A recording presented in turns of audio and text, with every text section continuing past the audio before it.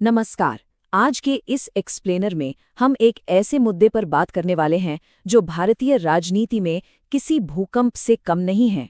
हमारे सोर्सेज बताते हैं कि 2026 के प्रोजेक्शंस में कुछ ऐसे राजनीतिक किले ढहते हुए दिखाई दे रहे हैं जिन्हें कभी बिल्कुल अभेद्य माना जाता था। वेस्ट बंगाल, तमिलनाडु, असम और केरल, इन 4 प्रमुख राज्यों में क्या उथल-पुथल मची है और इसका आखिर मतलब क्या है? आइए इस भारी बदलाव का गहराई से विश्लेषण करते हैं।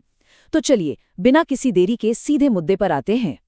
तो चलिए सबसे पहले इस आंकड़े पर गौर करते हैं। 120 से भी ज्यादा सीटें।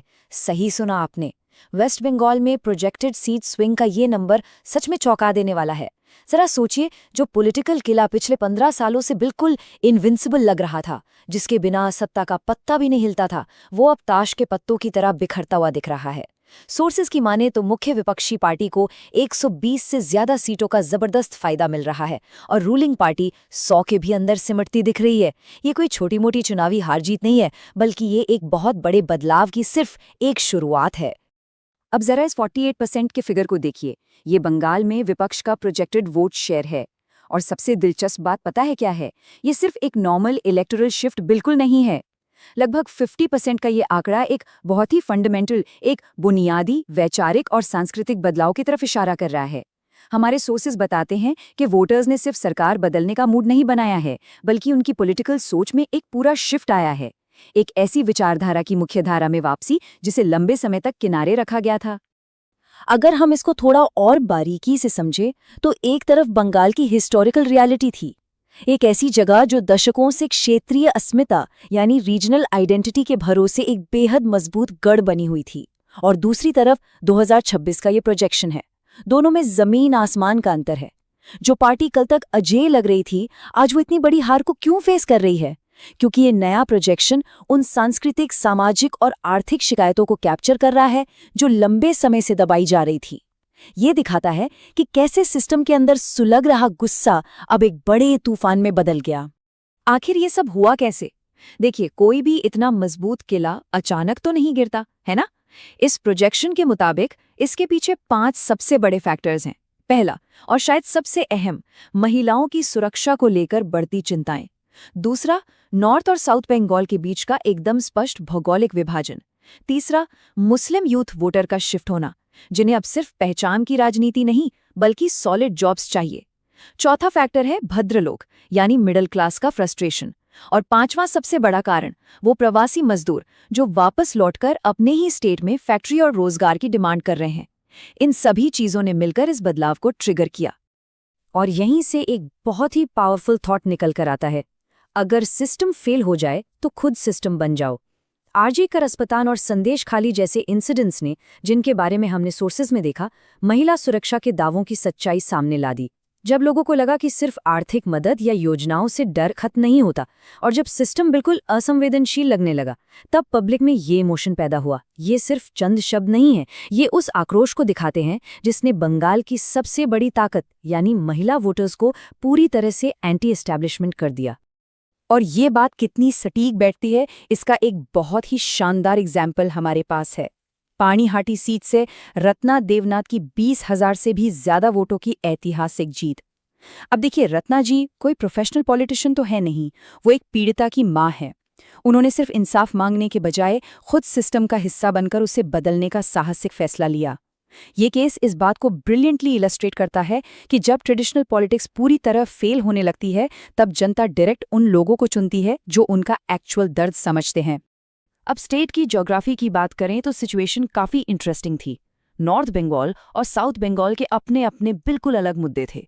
नॉर्थ बंगाल के वोटर्स ने कोलकाता सेंट्रिक डेवलपमेंट और दशकों की उपेक्षा के खिलाफ वोट किया, जबकि साउथ बंगाल का गुस्सा डेली करप्शन और रोजमर्रा के सिंडिकेट राज के खिलाफ था। सोचिए, 2 बिल्कुल अलग तरह की शिकायतें, लेकिन नतीजा एक ही, रूलिंग पार्टी के खिलाफ वोट।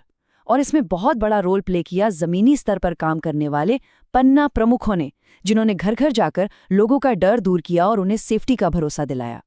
आइए अब थोड़ा बात करते हैं बंगाल के भद्रलोक की।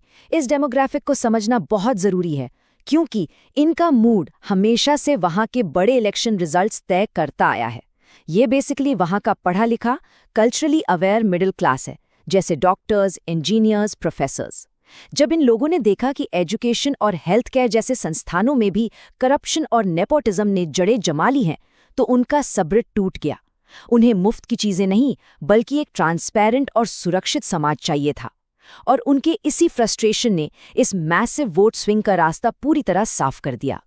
चलिए अब थोड़ा जूम आउट करते हैं और पूरे देश की तस्वीर देखते हैं कि आखिर हो क्या रहा है। ये सिर्फ एक स्टेट की कहानी नहीं है। अगर हम वेस्ट बंगाल के अलावा तमिलनाडु, असम और केरला पर नजर डालें तो आपको एक कमाल का इलेक्टोरल डोमिनो इफेक्ट दिखेगा। ऐसा लग रहा है जैसे पुरानी और स्थापित सत्ताएं एक के बाद एक गिरती हुई प्रतीत हो रही हैं। ये प्रोजेक्टेड पावर शिफ्ट्स क्लियरली इस बात का इशारा है कि एंटी इनकम्बेंसी अब कोई लोकल फिनोमेना नहीं रह गया है, बल्कि पुरानी व्यवस्थाओं को पूरे देश में चुनौती दी जा रही है। अब चलते हैं सीधे साउथ इंडिया की तरफ। तमिलनाडु में 100 से ज्यादा सीटें। जी हाँ, ये प्रोजेक्टेड फिगर है एक्टर विजय की नई पार्टी टीवीके का। ये सच में एक बहुत ही एक्सप्लोसिव और चौंका देने वाली शुरुआत है। दशकों से हम देखते आ रहे हैं कि तमिलनाडु की राजनीति सिर्फ 2 बड़ी पार्टियों के इर्द गिर्द घूमती है, लेकिन अपने पहले ही चुनाव में टीवीके का 100 से अधिक सीटों पर बढ़त बनाना इस बात को साबित करता है कि जमीनी स्तर पर एक नए, पावरफुल और एनर्जेटिक ऑल्टरनेटिव की कितनी ज्यादा डिमांड थी। और इस सबका डायरेक्ट नतीजा ये निकला है कि टीवीके एक बेहद पावरफुल किंग मेकर बनकर उभरी है। हमारे सोर्सेज बताते हैं कि रूलिंग डीएमके के वोट शेयर में बहुत भारी सेंधमारी हुई है। इसके पीछे 2 मुख्य कारण बताए गए हैं। पहला तो टीवीके की ग्राउंड लेवल पर की गई मोबिलाइजेशन, जिसे बड़े बड़े एनालिस्ट भी पहले से नहीं भाप सके, और दूसरा सनातन धर्म को लेकर किए गए विवादित बयानों पर वोटर्स का तीखा और ऑर्गेनाइज्ड रिएक्शन। इन 2 फैक्टर्स ने मिलकर वहां के पूरे पॉलिटिकल इक्वेशन को हिलाकर रख दिया है। अगर हम देश के 2 बिल्कुल अलग कोनों, असम और केरल को एक साथ देखें तो मुख्य विपक्षी पार्टी यानी कांग्रेस के लिए प्रोजेक्शंस बिल्कुल कॉन्ट्रास्टिंग हैं। एक तरफ असम है, जहां सोर्सेज बताते हैं कि रूलिंग पार्टी ने विपक्ष का पूरी तरह सफाया कर दिया है। नौबत यहां तक आ गई कि कांग्रेस के सीएम कैंडिडेट भी अपनी सीट हारते हुए दिख रहे हैं। पर वहीं दूसरी तरफ केरल की बात करें तो वहां कांग्रेस के नेतृत्व वाले यूडीएफ ने एक बहुत ही जरूरी कमबैक करते हुए मौजूदा वामपंथी सरकार को बाहर का रास्ता दिखा दिया है। और केरल के इसी प्रोजेक्टेड नतीजे से एक बहुत बड़ा हिस्टोरिक मोमेंट जुड़ गया है।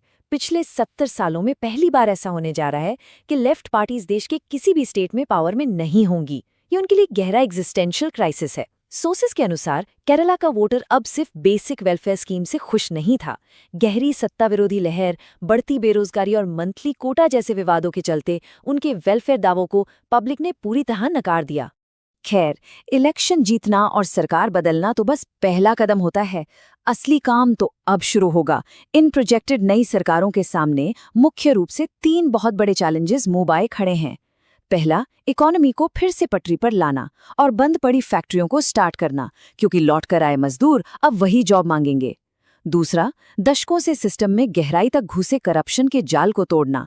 और तीसरा, सबसे अहम काम, लॉ एंड ऑर्डर ठीक करके पब्लिक का खोया हुआ ट्रस्ट वापस जीतना। ये टास्क किसी भी एंगल से आसान नहीं होने वाले हैं। तो हमारा आज का ये एक्सप्लेनर यहीं पर एक बहुत ही प्रोवोकेटिव और विचारणीय सवाल छोड़ जाता है। क्या ये नई सशक्त पार्टियां दशकों से चली आ रही इन डीप रूटेड प्रॉब्लम्स को सॉल्व कर पाएंगी, या फिर कुछ वक्त बाद यही एंटी इनकम्बेंसी का निर्मम चक्कर इन्हें भी अपना शिकार बना लेगा? इन राज्यों की इकोनॉमी और उनके पॉलिटिकल फ्यूचर का पूरा दारोमदार इसी एक सवाल के जवाब पर टिका है। हमारे साथ जुड़ने के लिए बहुत बहुत शुक्रिया।